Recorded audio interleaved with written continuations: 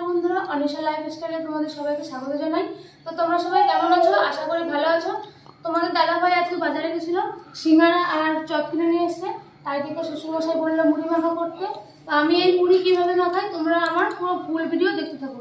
তো আমি মুড়ি মাখানোর জন্য এখানে এই জিনিসগুলো নিয়ে নিয়েছি। তো আমি একে একে আমি এই শসা, পেঁয়াজ, লেবু, লঙ্কা, আদাগুলো কেটে নেব।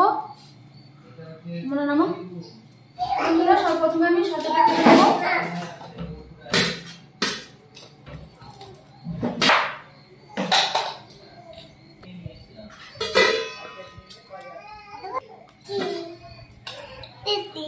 শসাটাকে কেটে নেব।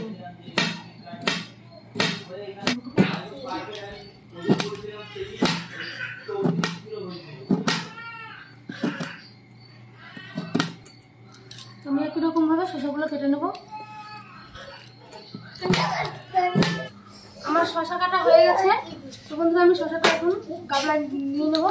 আমি একটা বড় গামলা নিয়ে নিয়েছি, কারণ আমি একটু বেশি করে মুড়ি মাখাবো। আমাদের বাড়িতে অনেক লোক আছে। আমি এবার শসাগুলোকে ঢেলে নেবো গামলায়।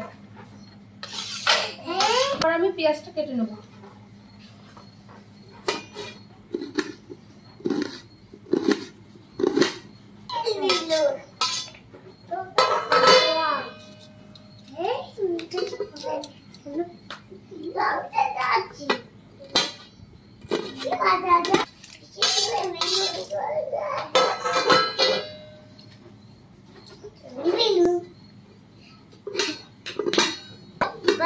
আমার আদা কাটা হয়ে গেছে।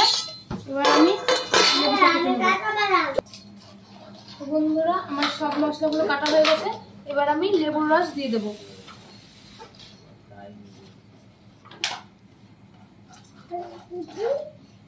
এখানে অর্ধেক লেবু দিয়ে দিচ্ছি, বেশি দেবো না, নাহলে টক হয়ে যাবে।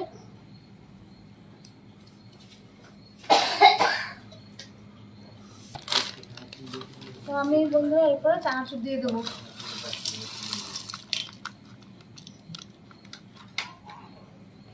পরিমাণ মতন লবণ দিয়ে দেবো।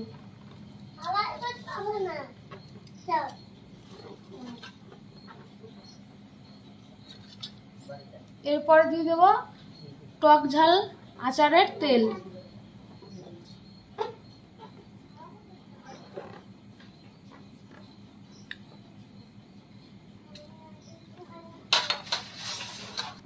তো বন্ধুরা, আমাদের এই আচারটা আমাদের বাড়িতেই বানানো। এরপরে দিয়ে দেবো সিঙ্গারা।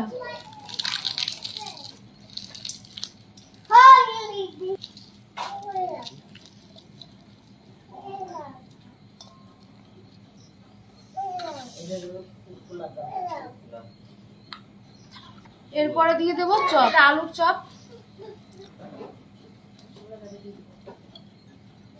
তো এবার আমি ভালো করে মাখিয়ে নেব।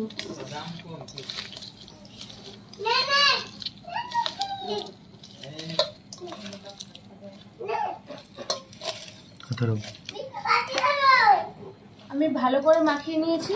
তো এরপরে দিয়ে দেবো মুড়ি।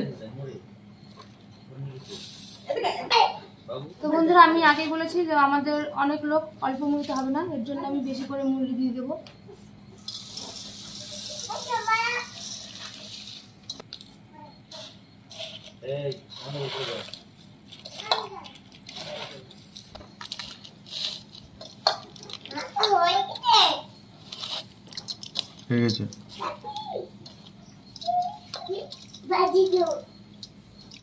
মাখানো হয়ে গেছে।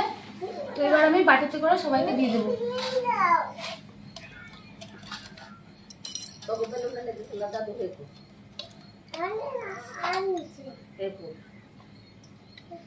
ছোট বাটিগুলো বাচ্চাগুলো খাবে।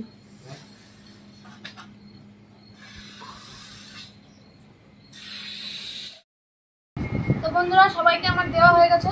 তো এই যে এটা আমার জন্য রয়েছে, এটা আমি আর তোমাদের দাদা ভাই দুজনে ভাগ করে খাবো। এই বলছি বন্ধুরা, সবাই তো বলছিল খুব ভালো হয়েছে। বন্ধুরা, মুড়ি মাখানোটা খুবই ভালো হয়েছে। তোমরাও বাড়িতে এরকম ভাবে ট্রাই করে দেখবে, খুবই ভালো লাগবে খেতে।